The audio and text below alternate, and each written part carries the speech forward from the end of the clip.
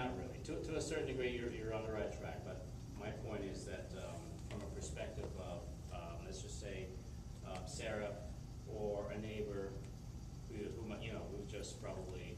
I'd say if it's a habitual thing, it's every day, every day, every day. I mean, you're gonna stick out like a sore thumb, so I wouldn't worry about.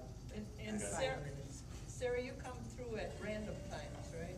So Okay. she doesn't come through every day at the same time, or whenever No, she comes it's not the through. same day, the same time. It is random at different days of the week. It's always through the week and during the day, so I miss like the trucks that are there in the evening, but the compliance committee and the board cover like weekends and evenings pretty well, but I understand your point. It is hard for me to know if you're just taking a bag of groceries in or if it's been there for 2 hours. But I Right. think Sarah usually checks though before. Okay. I do send it to the compliance committee Okay. before any letters go out. All right. And now the school buses. On the school buses, is there a way we could probably get a letter to the board that handles the school bus, so at least the buses follow a particular pattern? There's times when, even if it's the same bus for a particular school, they could come one direction versus another direction, and what happens is the parents are parked to drop their kids off, the bus can't make the turn, so parents have to move there, but if they come at the same, travel on the same route every day, then at least the parents will know which way they're coming from. It's almost like a shot in the dark. You park on this side of the road and they come the direction that they shouldn't be. Well, is there a pattern you would like to see as the better of the two, the consistent pattern, where, in other words, when they come in the development, should they go to the right or go to the left? Yeah, I think most of the buses actually, when they come in the community, they go to the left and come around to, I think it's Old Mdbk Lane, Okay, and then go back out to Mdbk Circle. all right. Maybe if you want to jot that on the paper, like a little map of the pattern, the arrow, we'll send it, let Sarah send it to them. Okay. And we'll tell them to get all the drivers to be consistent, so we don't have that problem. And then you could let the parents know, if they park the same way all the time, that they'll be all right then. I have a question, which is the best route? If they come in and turn right, then when they come around and they could drop it off where the kids park their bikes, the bike rack and those. Right. The kids could get off without crossing the street. Exactly, and sometimes the buses, they actually turn crossway the Old Mdbk Circle instead of actually making the complete turn. I have seen them just stop at not a designated Right, stop. you're not And supposed to. I know, but you know what, they Some figure kid all wants the to get kids off, live that's why there. I live Oh, I here. live here, so they stop. Right, They're right. not supposed to, I know, but they do that. Okay, sir, I'll get you the contact name, I think it's Joe Howard. Okay. And, And which direction you think they should come in? I will actually, you have a map of the community, right? Yeah. I could probably we can send it to Joe Howard, and he can basically let the drivers know that's the route that they follow. Do you want me to send you a blank map of the Sure. community? Okay. All right, we're good on that? So do we need to make a motion about that or anything? Sarah send a letter or try to Okay, get the I'll bus? make a motion to send a letter. Orlando so will fix the route. He'll fine tune it. And I'll second that. Okay, all in favor? Right. Aye, okay, so we're good on that. All right, we'll move on to the treasurer's report. Okay.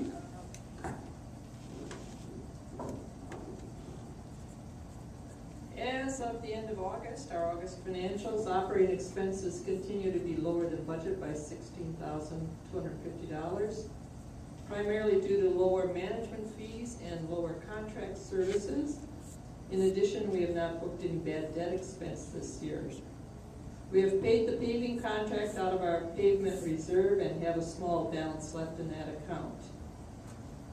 The owner's H balances at the end of August included 40 accounts for a total of $37,344.34. 12 of these accounts totaling $31,267.67 are at the attorney for collection. This is nearly 84% of the total bad debts.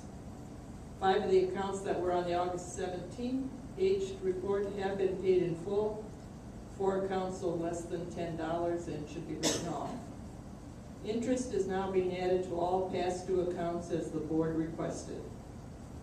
The proposed budget for 2011 has been sent out to all our homeowners as required and will be voted on at the next board meeting. Okay. Yeah, everybody. That's it. And, well, you still have the approval of financials. You want to approve the treasurer's report first, or do it both at the same time? I make a motion, we accept the treasurer's report. Okay. All right. Second it? All in favor? Aye. I make a motion to accept both the July and the August financial reports. Okay, second that. Second. All in favor? Aye. Okay, hold on, because we still have the collections and legal update. Oh, that's Well, Sarah. Sarah, That's Sarah's the one. Did you get, everybody get? No, I got I think- 21st. I think Gail does everything. Here's for you and Nick and Sarah, did you get one? A lot of these on the attorney report are the same ones we reported on, so I'll hit the updates. 23428/Pine Court. We did file an association lien foreclosure back in April. The bank has now filed their own foreclosure as of 9/10. So their foreclosure will supersede ours. So we will probably hang back and wait for the bank to pursue their suit. Which one is this? This is the first one, 23428/Pine. She can file a motion for summary judgment and obtain a hearing date, but I think she followed up that information with, which was just today, saying it may be in the best interest to allow the bank to pursue their foreclosure rather than continue to spend money, association money, when the bank's superior to us.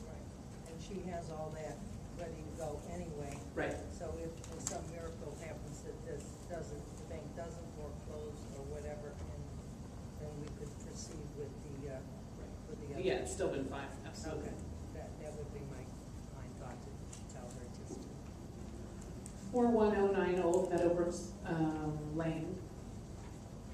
Authorization to foreclose was sent on 7/19. Attorneys recommend holding on filing a foreclosure complaint because the bank did not name the association in their suit, which means the association automatically gets 100% of the unpaid assessments. That's a bit of a technicality that if the bank doesn't close that loophole, we automatically get the 100%. They can't claim safe harbor. It's kind of like a bankruptcy if you don't list all your That's absolutely people right. that owe you money, Right. come back afterwards. 4115 Old Meadowbrook Lane. The association did file a foreclosure on 5/10 of this year. Shortly after we filed the foreclosure, the owner sent in a request for a payment plan that would take approximately 3 years. The board denied the plan and countered with a 1-year plan, and she could come back with something that would just take 1 year to pay off. She never responded to that, so the attorney's proceeding with filing a default and summary judgment. 23428 Hat Pen Court. Lien foreclosure, association's foreclosure filed on 4/15/10. All the parties were served except for Falcone's, proceeding to final judgment. The hearing has already been scheduled for 9/27/10, so that's moving forward. 23386 Old Meadowbrook Circle. Again, it's postponed. The No, foreclosure, no, right? that's Let's talk It about was- that. Heard today, it's scheduled now for the October 1st. Yeah, well, that's in here too. Yeah. I remember it was gonna be July 12th. It was July 12th, that was canceled. That was Due all- date set October 1, holding for now. Right, now. 23447 Old Meadowbrook Circle. Attorney's advising us not to move forward on this, on the association's foreclosure